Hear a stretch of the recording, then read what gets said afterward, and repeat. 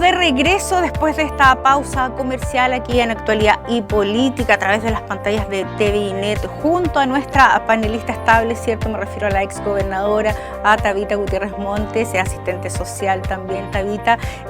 Bueno, recientemente, ¿cierto? Acabamos de conversar con el director provincial de Cercotec, del Servicio de Cooperación Técnica, una entrevista bastante amena, por así decirlo, y también bastante interesante, ¿cierto? Porque aquí pueden postular a recursos que muchos de nosotros y de nuestros televidentes, ¿cierto?, no saben. Pequeños, medianos emprendedores, es ese negocio de barrio, ¿cierto?, que está ahí, que no lo está pasando bien tampoco. Pueden incluso postular a todo este tipo de beneficios que tiene el Estado y que muchas veces es bastante engorroso y en palabras simples como que nos hablan en chino. Así es. Sí, Claudia, yo creo que un poquito estrujamos al director provincial, porque uno trata de ponerse también en el lugar de aquellas personas que están sufriendo esta necesidad de poder parar la olla, de poder tal vez no cerrar su negocio. O sea, hay mucho emprendedor, mucho empresario pequeñito hoy día que se está resistiendo a cerrar su negocio, que se ha resistido. Que lo ha tenido toda su vida. Exacto. Algunos que se han resistido incluso a despedir trabajadores porque saben y se ponen en el lugar también de trabajadores que tal vez llevan años con ellos. Aquí en Osorno sobre todo y yo creo que en el sur de Chile tenemos empresarios, claro. Sí, y negocios que no solo son familiares porque hay una consanguinidad, sino que son familiares porque son de una tradición muy grande, de muchos años, con los mismos trabajadores, el mismo empleador, ¿no es cierto? Y por lo tanto sabemos que están en una situación compleja. Yo vi con muy buenos ojos, fíjate, dado la experiencia que uno tiene en la administración pública, este nuevo instrumento del Reactívate, porque de alguna manera también nos ha faltado hacer el análisis de qué ha ido ocurriendo con la banca, con los créditos que de alguna manera se pudieron haber obtenido por algunas personas. Yo tengo la sensación de que los créditos de alguna manera también incomodan a algunos emprendedores que dicen, ¿cómo vamos a cómo van a pagar después, sí, porque ¿no este crédito FOGAPE, ¿cierto? O sea, igual se tiene que pagar finalmente. Es un crédito finalmente. Y también, no digo que se resistan solo porque hay que pagarlo, sino porque recordemos que también chuteamos para junio el pago de la patente, ¿no es cierto?, de las contribuciones. Entonces hay mucha gente que hoy día está pensando, no abrí mi negocio en abril, no lo abrí en mayo y en junio ya vienen estos compromisos financieros que no sé cómo resolver. Y crisis que se viene arrastrando con el tema del estallido social y por lo menos en la comuna de Osorno con el tema del agua. O sea, estamos hablando por lo menos casi un año, ¿cierto?, que están así tiritando por el tema de que no pueden abrir sus negocios.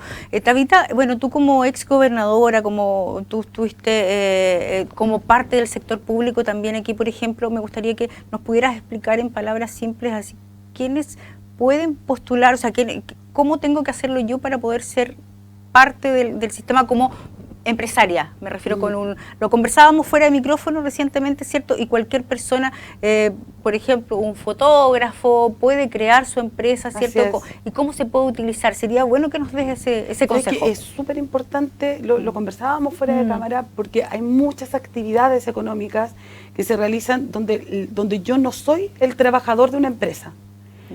Pero soy un trabajador a honorario, alguien que presta un servicio, ¿no es cierto? Y ahí es donde boletea, claro. Y hasta aquí, ¿qué incomodidades habíamos tenido en boletear? Que en algún momento hubo una ley que obligaba a los que boleteábamos, yo también lo hice en mucho tiempo de mi vida también, que teníamos que cotizar para nuestra salud, ¿cierto? Y nos resistimos mucho tiempo y se aplazó y luego ya la gente estuvo obligada a aquellos honorarios a tener que boletear. Los honorarios no solamente están en la administración pública, están en todas las partes de la economía de nuestro país, ¿no es cierto? Hay mucho trabajo, actividad económica que se desarrolla de esa forma. Pero ¿cuál es la recomendación hoy día? Porque esas personas no dejan de ser trabajadores con boleta, pero no son emprendedores, y por tener boleta tampoco forman parte del 40% más vulnerable de nuestra población. Tampoco tienen acceso a los beneficios del Estado, bono invierno, ahora por ejemplo el bono del ingreso familiar, claro. Exactamente, entonces como que este trabajador de servicios está en el aire, en Mm. tierra de nadie. Entonces, existen posibilidades como por ejemplo las empresas individuales de responsabilidad limitada, que uno les dice la sigla, la EIRL, Sí. que son empresas individuales, donde yo como trabajador prestando un servicio me transformo en una empresa, individualmente. Y por lo tanto todo mi patrimonio personal, el que yo tengo con mi RUT de nacimiento, no es parte ni forma parte de lo que yo estoy haciendo como trabajador, como empresario. Teniendo esa empresa, la gente puede postular a los distintos fondos que existen, tanto los de Cercotec, que yo siento que son uno de los fondos un poco más amigables para los emprendedores, Sí. ¿no es cierto? Y también están las sociedades por acciones, que son las SPA, SPA. ¿cierto?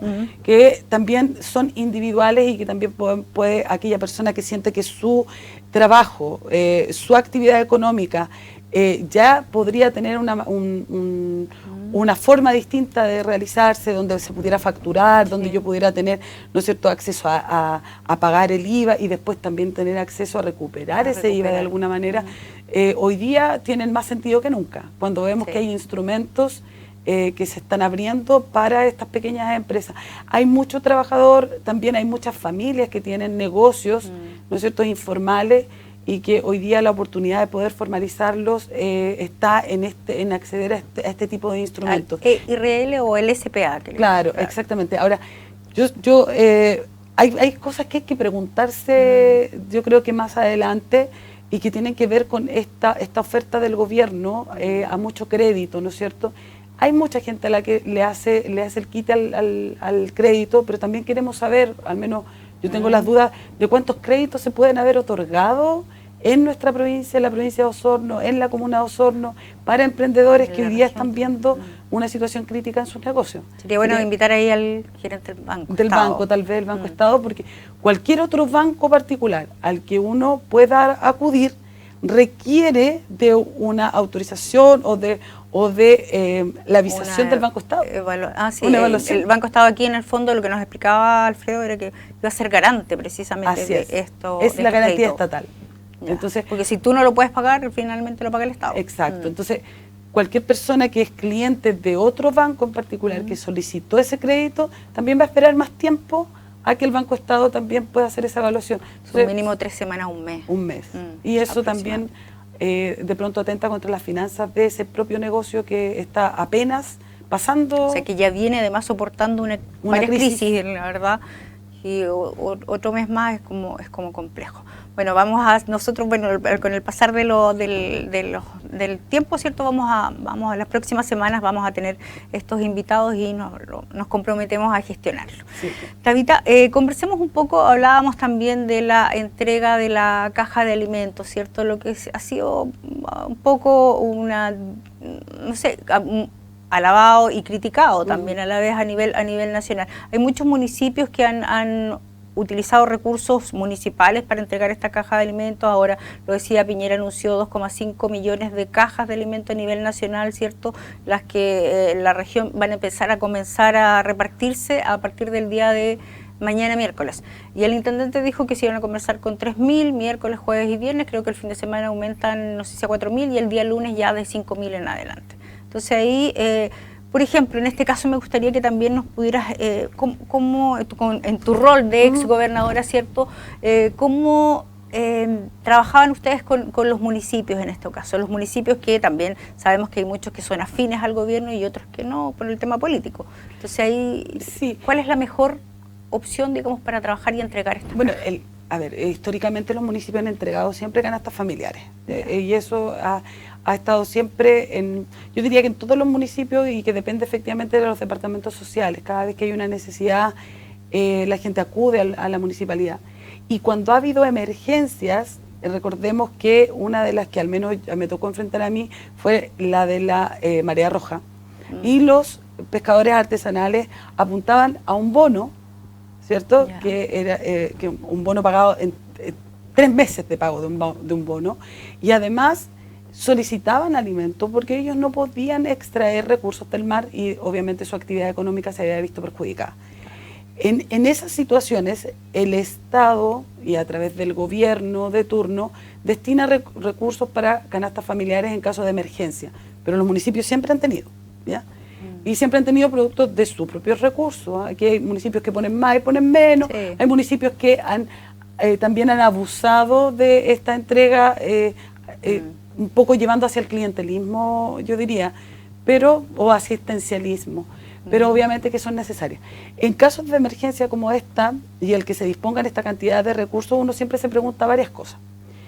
Primero, la logística es bastante cara para poder entregar las canastas. Vimos cómo en Santiago, a partir de algunos municipios, se empezó a entregar con los colectiveros o los taxistas que ya no tenían activos su actividad económica, digamos, sus vehículos, porque ya no hay gente en las calles, como esos municipios también aportaron a que este otro gremio también, ¿no es cierto?, siguiera en esta dinámica. Y que esto, acá se debería hacer lo mismo. Uno podría entender que hay ciertos ejemplos a nivel nacional que son virtuosos, que llevan a que una entrega de un recurso que es netamente social se transforme también en reactivar una actividad económica, al menos por un par de días, una semana, ¿no es cierto? Y que los colectiveros, los taxistas pudieran desarrollar esa actividad en la entrega. La logística, por lo tanto, ya implica un costo o para el gobierno o para el municipio que recibe las cajas. Por otro lado, el poder seleccionar, que ya es una palabra que... Utilizar el criterio, digamos. Un poquitito dolorosa, ¿no es cierto? Que hoy día, más que nunca, uno no quisiera utilizarla, porque ya en el sector salud se está hablando de elegir a quién utilizar la última cama, ¿no es cierto? Que ya es doloroso. Pero cuando... desde mi profesión, yo siendo asistente social, existen instrumentos. Uno de esos es la ficha de protección social. De alguna manera también el gobierno lo dejó muy claro, o medianamente claro, a quienes les iba a corresponder el poder acceder a estas cajas de alimentación. Pero ¿sabes qué me ocurre y en qué pienso? Que hay muchas familias de clase media que lamentablemente la ficha de protección social no les va a dar. No. Que quedaron sin empleo y que no tienen acceso a este recurso que es mínimo. Y que realmente lo necesitan hoy día con esta crisis. Efectivamente. Entonces, yo creo que el gran desafío de las canastas familiares hoy día, que obviamente jamás podría uno oponerse, tal vez la entrega, la logística es más cara, el licitarlo solamente para una empresa a nivel nacional, desde otro gobierno la mirada pudo haber sido distinta, haber generado en regiones, ¿no es cierto?, otro tipo de fórmulas para la comercialización, la entrega, la compra.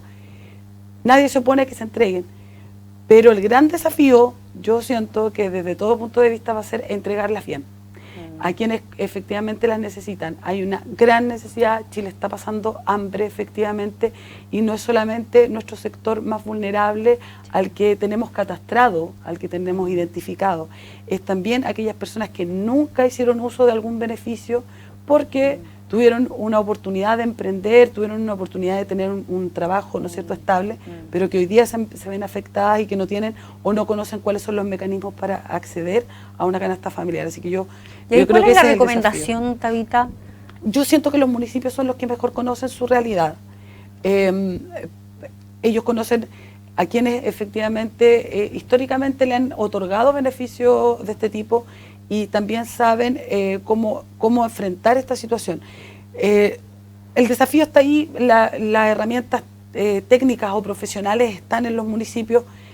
Uno espera que efectivamente las cosas se entreguen bien y que no exista una manipulación inadecuada de esto o un aprovechamiento político como el que vimos en algunos casos. Sí, yo creo que estaban sobornando. Todos, desde todos los sectores políticos, vamos a criticar cuando alguien le pone la foto a la canasta, a la caja, o va y la entrega de forma en que pudiera sacar algún dividendo político, ¿no es cierto? Todos vamos a criticar eso, pero más allá de todo eso también vamos a criticar cuando se entreguen de una forma pero también ahí, Tabita, es muy bueno apelar, digamos, a la conciencia de cada uno de nosotros, o sea, preguntarnos a nosotros mismos como persona, como familia, ¿cierto?, tanta necesidad tenemos de esta caja? ¿Puedo esperar un poco más o claro, que no tanta necesidad tengo? Y conozco a una persona que no puede esperar. Claro, entonces porque hay muchas familias también que, claro, ya, yo me dieron una caja, a lo mejor a ti que vives conmigo también, no sé, tu hermana, tú también postula con otra dirección, hay muchas cosas que también se pueden hacer. Entonces yo creo que ahí va de la conciencia de uno mismo, de apelar, ¿cierto?, al tema del criterio que podamos tener cada uno de nosotros. Sí. A la honestidad, o sea, siempre se dice que Chile es un país solidario cuando llegamos a la Teletón, ¿no es cierto? Cuando llegamos a la época en que hay Teletón. Pero yo creo que esto ha hecho, esta pandemia, este tiempo en que hemos podido pasar más en casa, más con hemos podido reflexionar más. Hemos reflexionado un poco más. Yo creo que muchos de nosotros no va a ser el mismo después de que esto termine. Y ojalá que muchos no seamos los mismos, pero para bien. Y que podamos también, esto que tú dices, con honestidad, plantearnos ante la necesidad, la más pura necesidad que tengo hoy día, pero también el cuánto me puedo esperar, el cuánto, de dónde puedo yo tener más recursos o esperar un tiempo más y que otra familia no espere. Sí, sobre todo cuando tienen niños y adultos mayores. Exactamente. Que es muy importante. Un tema, por supuesto, interesante, pero también, pasemos a otro tema, Tabita, me gustaría que conversáramos y analizáramos el tema del cordón sanitario. El pasado 29 de marzo, ¿cierto?, se inició la cuarentena total en la comuna de Osorno, lo que incluyó, ¿cierto?, el tema del cordón sanitario, que vehículos, personas no pudieran transitar o salir libremente de la ciudad, salvo algunas excepciones y permisos excepcionales, sobre todo en los trabajadores del ámbito de salud, etcétera. Ahora se levantó la cuarentena total, pero continúa el tema del cordón sanitario. Se han visto, estamos claros que estamos todos aprendiendo con esto, y yo lo conversaba el otro día con la Seremi de Salud también, y claro, ellos a medida que han ido implementando este sistema también han ido aprendiendo esto mismo. Pero al principio vimos largas filas, tú fuiste testigo también de esperar muchas horas para poder ingresar a Osorno. ¿Cuál es tu parecer, a tu juicio, tú que has tenido también bastante experiencia en este tipo de temas? Bien, tú lo planteabas, estamos aprendiendo, esto no estaba escrito en ninguna parte, ha habido mucha improvisación, siento yo. Al principio recuerda que una misma persona podía sacar hasta 4 o 3 salvoconductos en el día y podía estar perfectamente todo el día en la calle, porque no había una plataforma digital o un conocimiento tecnológico acabado, sistemas que permitieran detectar qué es lo que estaba ocurriendo con una misma persona. Tampoco había el recurso humano como para detallar, digamos, y ver que efectivamente ese salvoconducto sea el que tú dijiste. Exacto. Claro. Entonces, a mí hay una cosa que me preocupa, entendiendo que se está haciendo y se mantiene por salvaguardar, digamos, las condiciones sanitarias de la comuna de Osorno, que tuvo un crecimiento elevado y que hoy día yo veo que está en descendencia. Está decayendo este contagio, pero además uno entiende que cuando no existen estas cosas, pudiera ser que la gente ande mucho más libremente de lo que anda hoy día.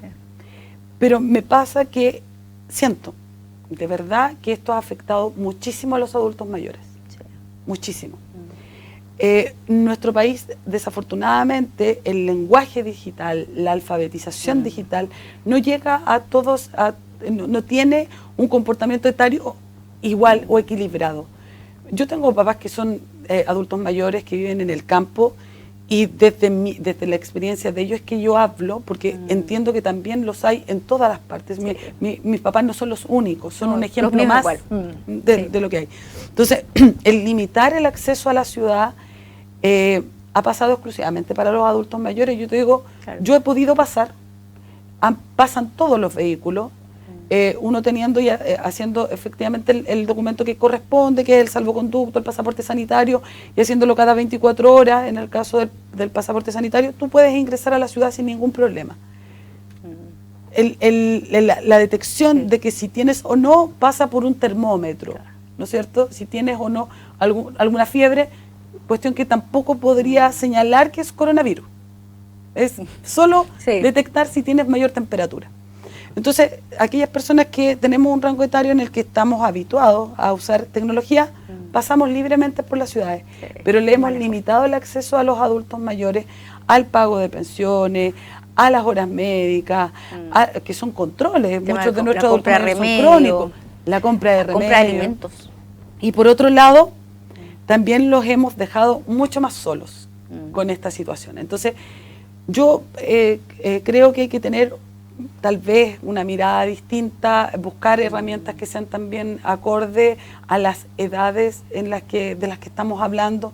Yo he visto cómo adultos mayores en el cordón sanitario se tienen que ir para el lado porque no tienen el pasaporte sanitario y no lo van a poder sacar en la carretera porque no usan teléfonos de alta, ¿no es cierto?, gama o que sean teléfonos inteligentes. O sea, un teléfono con tapita nunca vas a poder usar, llegar a internet con él. Entonces, claro que aquí se ha visto afectado un sector de la población, esto ya viéndolo desde el aspecto más social. Desde el aspecto sanitario, evidentemente que uno no puede estar en desacuerdo de aquellas medidas que han posibilitado que baje este contagio, este nivel de contagio. Que los adultos mayores son los que más están en riesgo y expuestos también. Entonces, tal vez horarios, poner horarios en los que pudieran pasar, poner restricciones distintas. O un cordón sanitario provincial, que creo se está evaluando. Se está evaluando también un cordón sanitario provincial, y eso tal vez permitiría que nuestros adultos mayores puedan, no sé si volver a la normalidad, porque también yo también me siento media restrictiva con mis papás, pero sí podrían tener acceso a aquellas cosas que son las necesarias para su subsistencia. O sea, ellos necesitan estar en contacto con el médico, con el ir a buscar sus remedios, con el comprar sus cosas en la farmacia, y eso es vital. El pago de pensiones. Yo el otro día fui al IPS a retirar un carnet y había una persona adulta mayor que me llamó bastante la atención y le decía que tenía que actualizar su registro social de hogares, que tenía que enviar un correo electrónico, y le dice, pero no tengo correo electrónico. Entonces, claro, ahí está el tema de la digitalización, pero ¿estamos realmente preparados como sociedad para eso? Yo creo que no, Aún a nuestros adultos mayores no les podemos exigir aún más eso. Claro, y sumando que hay una gran cantidad que son analfabetos. Así es. Por lo demás. Así que, bueno, Tabita, nosotros ya nos despedimos. Ahora, en unos par de días más, tenemos un nuevo programa donde vamos a tener nuevos invitados también. Se comprometió con nosotros el alcalde de Osorno, así que lo vamos a tener ahí para analizar también la entrega de las cajas de alimentos, que es algo importantísimo que están esperando muchas familias hoy día. Te dejo algunos segundos para que te despidas. Yo, mira, dentro de todas las cosas que uno evalúa, y hablando de esto del cordón sanitario, sí quisiera quisiera enviar un saludo y un agradecimiento a muchos de los trabajadores que están desde muy temprano de las Fuerzas Armadas, Carabineros y muchos servicios públicos que en forma voluntaria uno ve allí parados, esa primera línea que también hemos organizaciones alabado, sociales, también bomberos. ¿no es cierto? Hemos alabado a quienes están en la primera línea de la salud, y de verdad que para ellos todo nuestro agradecimiento, porque yo siento que gran parte del peso de esta pandemia ha caído sobre ellos, que han dejado a sus familias, que han dejado de ver a sus seres queridos para estar ahí y atender a todos los enfermos de esta gran crisis. Pero también aquellas personas que están en los cordones sanitarios a lo largo del país, aquellos que se exponen de pronto a un reto. A veces llega gente cansado de hacer tanto papeleo en internet, ¿no es cierto? Y tienen que estar y en el fondo con la mejor disposición, sabiendo que su trabajo es importante, que el detectar a alguien que llega con una fiebre alta también tiene que salir para el lado, no tienen que dejarlo pasar. Y yo quisiera hoy día, al terminar el programa, enviarle un afectuoso saludo, sobre todo a las mujeres que siempre uno se encuentra en algún cordón sanitario con alguna mujer, y sabemos que detrás de ella hay familia, hay hijos y hay también adultos mayores que tal vez dependan de ella. Así que un afectuoso saludo a aquellos que están trabajando en los cordones sanitarios, porque es una tremenda labor nueva para nuestro país, nueva, están aprendiendo, y ellos van a generar el primer ejemplo de aquí para adelante en cualquier otra situación del país. No hay precedentes de esto. Muchas gracias, Tabita. Nos vemos en el próximo jueves. Nos Muchas vemos gracias. en Actualidad y Política.